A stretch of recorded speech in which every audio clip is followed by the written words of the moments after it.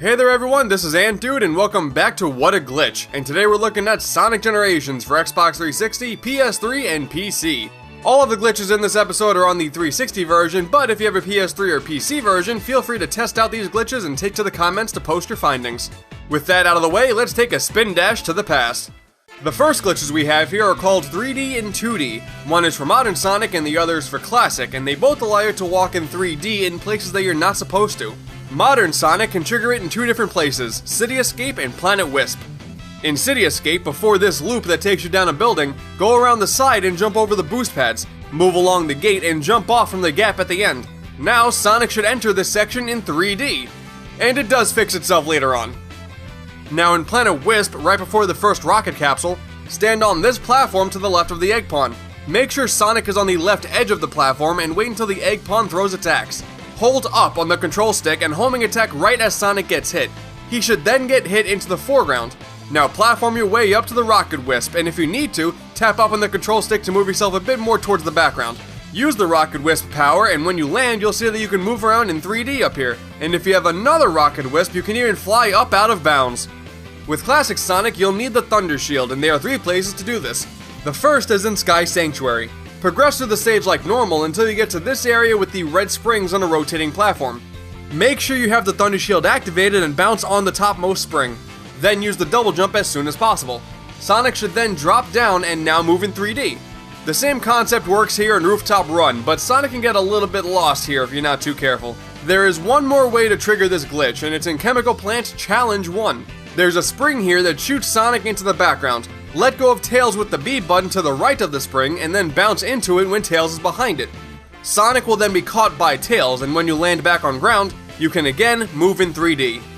You can drop into the background too and even walk around back there, and if you fly to the end you can even go past the goalposts. But just watch where you drop, Sonic, there may not be solid ground there. The next glitch we have is called the Speed Glitch, which allows Sonic to have even more blast processing! It comes in two different flavors, D-Speed and M-Speed. D-Speed only works in 2D, while the latter is exclusive to 3D. So let's focus on D-Speed for now, since that works with both Modern and Classic Sonic, and of course we'll show off how to do it with both. With Classic Sonic, it's actually pretty simple. Hold up on the control stick and slowly rotate it to the direction you want to go. When Sonic begins to move, make sure you hold the stick in that position, spin dash, and jump. Sonic should then rocket off at incredible speeds. And to keep the speed going, try to stay in the air as much as possible by either constantly jumping or using the Thunder Shield. With Modern Sonic, it's essentially the same thing, but instead of spin dashing, you do a low boost. Now M-Speed is very similar to D-Speed, but you have to slightly move the control stick up until Sonic starts to move. Then just boost and jump away. If you combine this with the blast off at the beginning of a stage, you can catapult off right from the start. And it's also really useful in the Shadow boss fight, making it fairly easy. The next glitch is a little quirk in the game involving Supersonic and rails. If Sonic jumps and activates Supersonic, he won't transform and the icon goes away. Right here is a very simple camera glitch if you stand in this particular spot. Works with both Modern and Classic Sonic, and it's really nothing too special. This glitch, however, is a bit more interesting. In Green Hill Act 2 on the rail section, towards the end, slow down as much as you can. Jump over the booster, and when the camera moves around you, jump and change directions. You'll see that the chomper goes backwards too, and the rails that were just broken are still there, but invisible. If you continue forward, you'll notice that the chomper doesn't show up after the rainbow ring. That's because he actually got unloaded back there when Sonic was going backwards. Now here you can do yet another glitch. When you land, jump and boost. This skips a loading trigger for the game, and it doesn't load the next section's graphics. You can still go through the stage like normal because the floor is still solid. But no worries, the next section has its graphics back, so no need to rustle your jimmies. In Speed Highway Act 1, there's a way to get stuck in this loop. Make sure you have the Thunder Shield and start at the beginning of the stage. Charge up a spin dash, double jump, and Sonic should then land in this area behind the loop.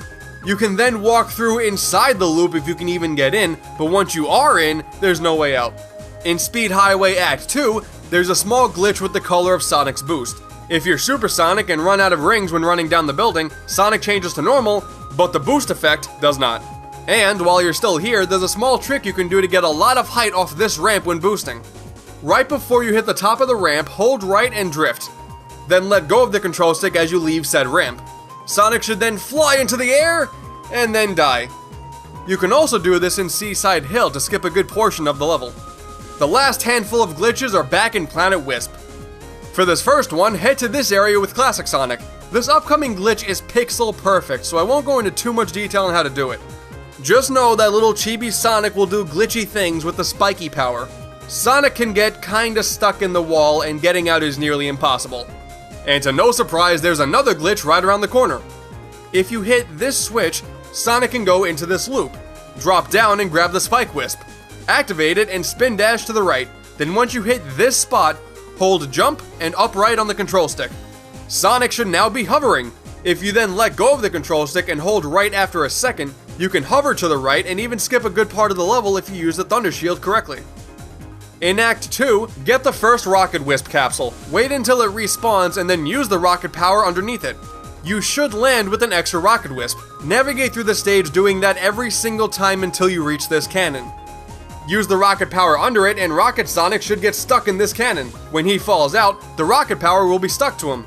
Sonic sort of has invincibility in this state. He can lose rings, but won't die if he doesn't have any. Another glitch you can do with the Rocket Wisp is take one to this ramp at the end of the level.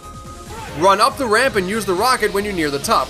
The rocket will then go sideways and the game will start lagging and then freezing, with just these beautiful, harmonious sounds to come out of it.